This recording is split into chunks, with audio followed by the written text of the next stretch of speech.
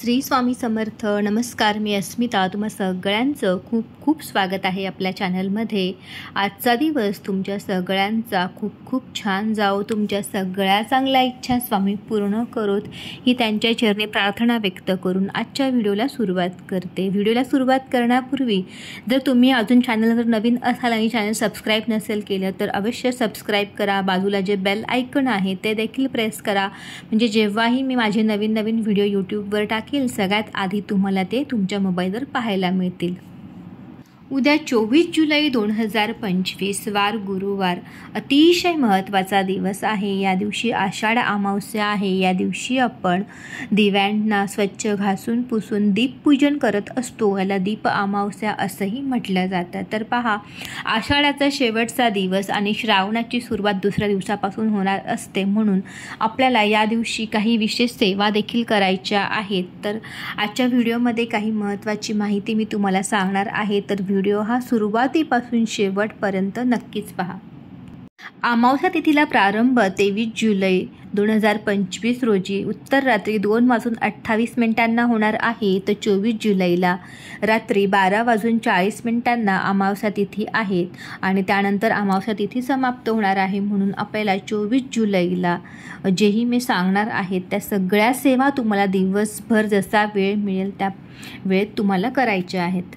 24 जुलैच्या दिवशी गुरुवार आलेला आहे. तर पहा, या दिवशी गुरुपुष्यामृत योग देखील आहे. तर सुवर्ण योग जुळून आलेला आहे. तर आपल्याला पहा, लक्ष्मी मातेची जास्तीत जास्त सेवा महिलांनी या दिवशी करायची आहे आणि सोबतच आपल्या पितरांची देखील सेवा करायची आहे. कारण जर आपले पित्र आपल्यावर प्रसन्न असतील तर आपल्या जीवनामध्ये आपण यशस्वी होत असतो. तर चला आपण आता बघूयात. सगळ्यात आधी पहा, सकाळी सगळ्या महिलांनी उद्या लवकर उठायचं आहे, कारण आपल्याला बरेचशी कामं आहेत. उद्या सगळे जेही दिवे आहेत आपल्या घरातील, लहान मोठे, मग ते 2 असो की 10 दिवे, सगळ्या दिव्यांना घासून पुसून स्वच्छ करायचं आहे. मग थोडा वेळ तर लागतोच ह्या सगळ्या कामांना आणि त्यात आपल्या रोजचे रुटीनचे कामं देखील असतात. टिफिन बनवायचा असतो, मुलांना रेडी करायचं असतं. सकाळी घरातील लक्ष्मीने लवकर उठावे. स्नान करण्यापूर्वी पहा, आंघोळीच्या पाण्यामध्ये तुम्हाला थोडंसं खडे मीठ आणि गोमूत्राचे काही थेंब टाकून या पाण्याने आंघोळ करायची आहे. बघा, अमावस्येचा हा पवित्र दिवस आहे.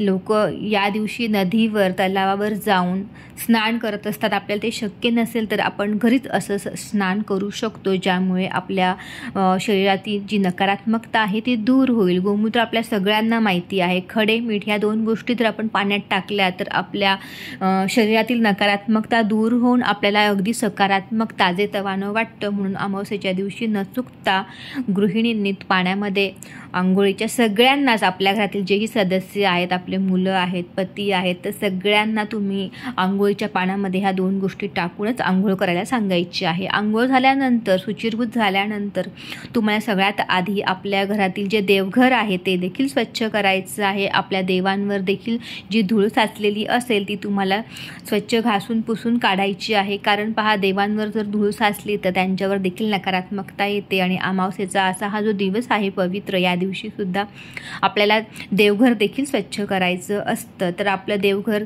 स्वच्छ झाल्यानंतर, आपली देवपूजा आटोपल्यानंतर देवांना काहीतरी गोडाचा नैवेद्य अर्पण करायचा आहे असं म्हटलं जातं. अमावस्येच्या दिवशी देवांचा उपवास असतो, म्हणून त्यांना काहीतरी गोडाचा, मग दूध साखर देखील तुम्ही देऊ शकतात. एखादं फळ तुम्ही देवाला अर्पण करू शकतात. देवाची पूजा झाल्यानंतर आपल्याला आपल्या घराचं प्रवेशद्वार स्वच्छ करायचं आहे. जेही धूळ असेल, मळकट असेल झालेलं प्रवेशद्वार ते पुसून काढायचं आहे. त्यानंतर कुंकवाने आणि हळदीने 2 स्वस्तिक काढून बाजूला 2 उभ्या रेषा मारायच्या आहेत. आपल्या घराचा उंबरठा, जिथूनच आपल्या घरामध्ये चांगल्या आणि वाईट शक्तींचा प्रवेश होत असतो, तर घराचा उंबरठा आधी स्वच्छ पाण्याने पुसून घ्यावा. त्यानंतर 1 चमचा हळद, त्यामध्ये थोडेसे गोमूत्राचे थेंब आणि थोडंसं गुलाबजल सुगंधासाठी टाकून पाणी त्यामध्ये टाकून छान पेस्ट तयार करायची आहे आणि त्याचं लेपन आपल्याला आपल्या उंबरठ्याला करायचं आहे. लेपन झाल्यानंतर उंबरठ्यावर छान रांगोळी काढायची, लक्ष्मीचे पावलं काढायचे, गाईचे पावलं काढायचेत आणि बघा त्या लक्ष्मीच्या पावलांना देखील हळद, कुंकू, अक्षता, फूल व्हायचं आहे. तर बघा जेव्हा आपण आपल्या घराचं प्रवेशद्वाराची आणि उंबरठ्याची अशी पूजा करतो ना, तर बाहेरून येणाऱ्या माणसाला देखील खूप प्रसन्न वाटतं. आणि महत्त्वाचं म्हणजे आपण हे का करायचं आहे, तर पहा, हळद सगळ्यांना माहिती आहे किती पवित्र आहे, गोमूत्र माहिती आहे, ते नकारात्मकता दूर करत असतं. हळद आणि गोमूत्राचं लेपन केल्यामुळे आपल्या उंबरठ्याला, आपल्या घरामध्ये कधीच नकारात्मकता येत नाही. ज्याही वाईट शक्ती आहेत, वाईट बाधा आहेत, त्या घराच्या बाहेरच राहतात. म्हणून स्त्रियांनो, दर पौर्णिमेला, दर गुरुवारी, अमावस्येला, सणवाराला उंबरठ्याला हळदीचं लेपन न चुकता करत चला. तर पहा, आजचा जो उपाय आहे ते देखील तुम्हाला सांगते. तर तुमची अशी सगळी छान पूजा झाल्यानंतर तुम्हाला आणखी आपलं स्वयंपाकघर देखील स्वच्छ करायचं आहे. गॅसचा ओटा, गॅसची शेगडी स्वच्छ धुवून पुसून काढायची आहे. तिथे अन्नपूर्णा मातेचा वास असतो. आपल्या ज्या किचनची जी भिंत आहे गॅसला लागून, त्याच्यावर देखील तुम्हाला हळद आणि कुंकुमाने स्वस्तिक काढायचं आहे. 2 उभ्या रेषा मारायच्या आहेत. तर आपल्या गॅस ओट्याची आणि किचनची अशी सगळी स्वच्छता झाल्यानंतर आपल्याला दरवाजाच्या बाहेर प्रवेशद्वारासमोर शुद्ध गाईच्या तुपाचा एक दिवा, मग तुम्ही पणती घेऊ शकतात किंवा पितळाचा दिवा तुम्ही घेऊ शकतात, तर तो तुम्हाला तिथे प्रज्वलित करायचा आहे. माता लक्ष्मीचं स्मरण करायचं आहे. बघा, हा दिवा जो असणार आहे तो आपण आपल्या माता लक्ष्मीच्या आगमनासाठी लावणार आहोत. तर अतिशय प्रसन्न मनाने, आनंद चेहऱ्याने हा दिवा लावायचा आहे. मनात स्मरण करायचं आहे माता लक्ष्मीचं. 11 वेळा ओम श्रीम नमः हा मंत्र म्हणायचा आहे. तुपाचा हा एक दिवा माता लक्ष्मीच्या आगमनासाठी आपण लावणार आहोत. तर पहा, अतिशय महत्त्वाचा हा उपाय तुम्हाला महिलांना सगळ्यांना करायचा आहे.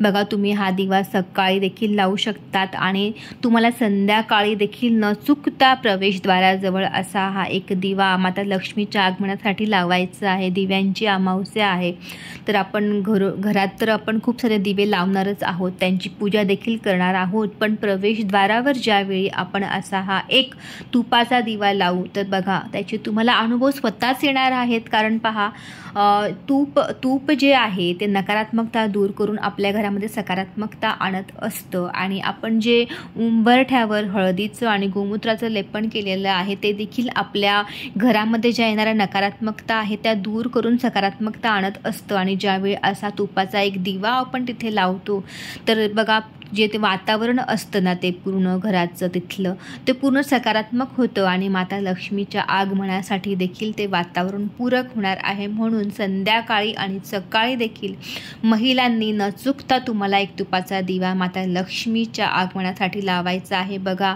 माता लक्ष्मी जर एकदा तुमच्या घरामध्ये आली ना आणि तिने हे सगळं तुमचं बघितलं, घरातलं सगळं छान प्रसन्न वातावरण जेही तुम्ही केलेलं आहे आजच्या दिवशी, तर ती तुमच्या घरातून कधीच जाणार नाही. म्हणून लक्ष्मी प्राप्तीसाठी, अखंड लक्ष्मीच्या स्थिरतेसाठी महिलांनी उद्या शुद्ध गाईच्या तुपाचा एक दिवा उंबरठ्याजवळ नक्कीच लावायचा आहे. उद्याचा दिवस गटारी अमावस्या म्हणून देखील ओळखला जातो. तर सगळ्यांना मी विनंती करेल, या दिवशी मांसाहार करायचा नाही आहे. तुम्ही मांसाहार करत असाल तर बुधवारच्या दिवशी 23 जुलैला तुम्ही करू शकता. स्त्रिया आणि महिलांना सगळ्यांना मी विनंती करेन, 24 जुलैला मांसाहार अजिबात करू नका. तुम्हाला जर खायचंच असेल तर तुम्ही 23 जुलैला मांसाहार करून आपल्याला पुन्हा 24 जुलैला ह्या सगळ्या सेवेंसाठी सज्ज व्हायचं आहे. म्हणून अशा सगळ्या सांगितलेल्या सेवा महिलांनी अतिशय श्रद्धा आणि मनामध्ये भाव ठेवून करा. बघा, माता लक्ष्मी तुमच्यावर नक्कीच प्रसन्न होईल.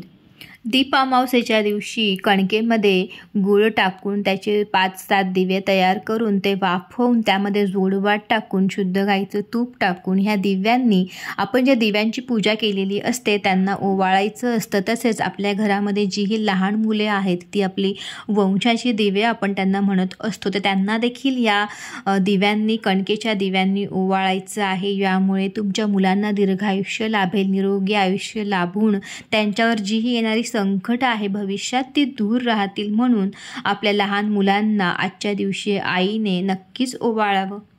देवपूजा झाल्यानंतर, उंबरठ्याची पूजा झाल्यानंतर आपलं स्वयंपाकघरामध्ये गॅस शेगडीची देखील पूजा तुम्हाला करायची आहे महिलांनो. तर बघा, या सगळ्या पूजा आटोपल्यानंतर तुम्हाला एक आरती देवघराजवळ बसून करायची आहे आणि संध्याकाळी देखील न चुकता आरती करावी. तर अतिशय पवित्र असा हा उद्याचा दिवस आहे. सांगितलेल्या सगळ्या सेवा मनोभावे तुम्ही स्त्रियांनी करा.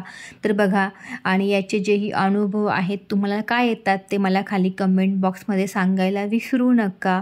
आजचा व्हिडिओ आवडल्यास व्हिडिओमध्ये कमेंटमध्ये जय माता लक्ष्मी लिहायला विसरू नका. व्हिडिओ आवडला असल्यास व्हिडिओला एक लाईक करा, जास्तीत जास्त शेअर करा आणि असेच माझे नवनवीन व्हिडिओ पाहण्यासाठी चॅनलला सबस्क्राईब करा. धन्यवाद.